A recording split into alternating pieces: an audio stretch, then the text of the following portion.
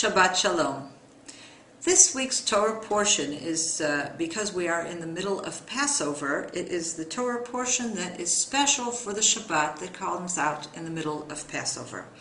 And the Torah portion that we read is from the book of Exodus. It starts at chapter 33 and goes into chapter 34, and it tells us the story of the second giving of the commandments. If you will recall, first Moses went up to heaven. He came down with the first set of the Ten Commandments, the first set of the tablets. When he saw that the children of Israel were worshiping a golden calf, he threw those tablets on the ground. They shattered, and then after a period of prayer and atonement, Moses goes back up to receive a second set of tablets.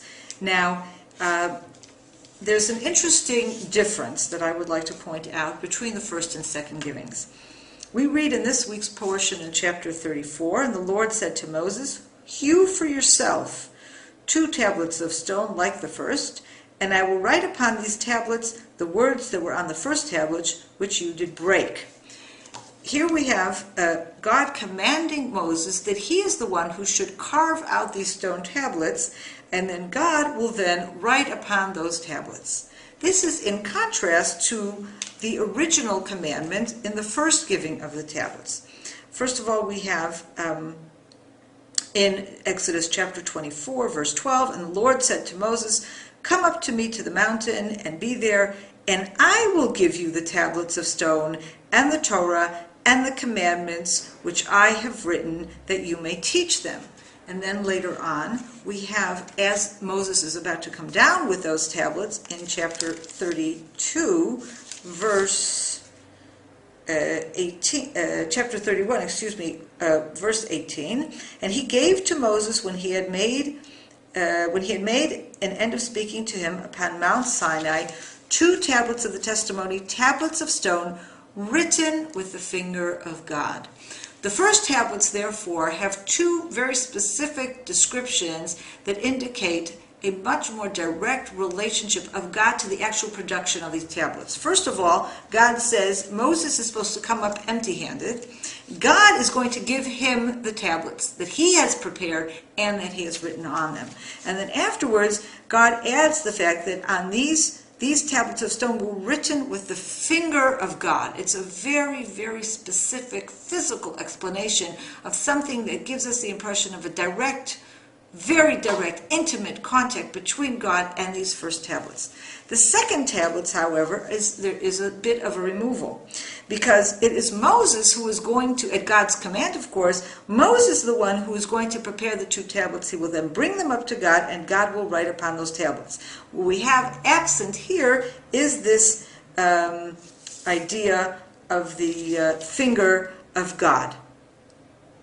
Now, in between the 2, as part of the atonement process, we have this section in chapter 33,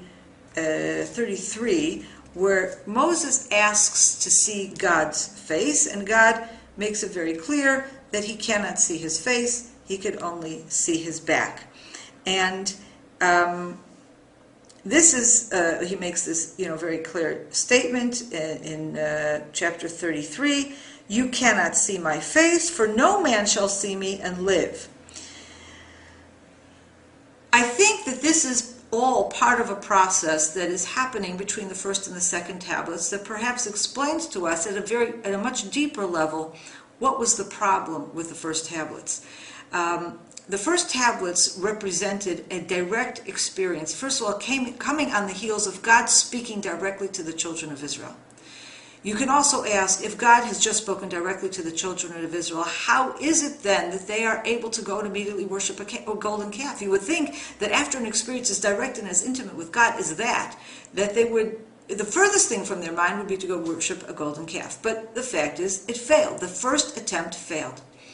And maybe the issue here is, and what we see here in the comparison we have just made, that the first giving of the tablets was too direct a connection between God and the Jewish people. They were not ready for that kind of interaction.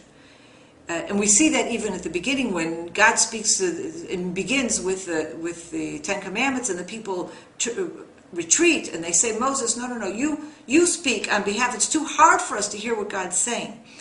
This is all part of the same picture. The first tablets was a complete and pure act of God. God produced the tablets. God wrote on them. God wrote with the finger of God. You can't get a more direct expression of that, of what these tablets are, a direct gift, a direct communication between God and the Jewish people.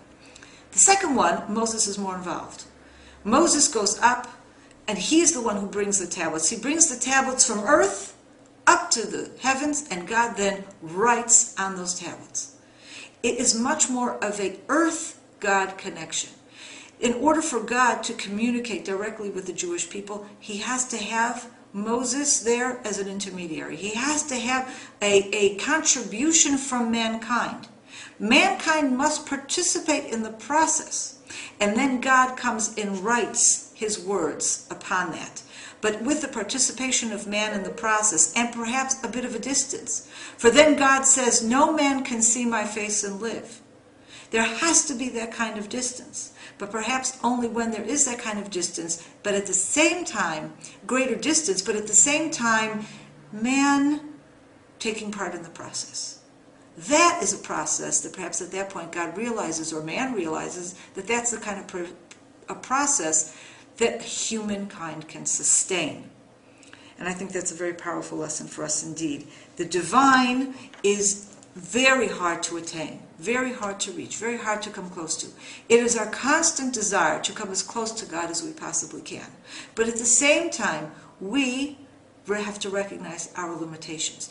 And it's this recognition of our limitations. God gave us the chance. He gave us the chance to go all the way, and then recognize that we are not capable of doing that. We can come close. We can come very close. But we need to have assistance, and we need to be part of the process. There has to be something earthly and human that is part of the process for us to come close to God. Shabbat Shalom from Samaria.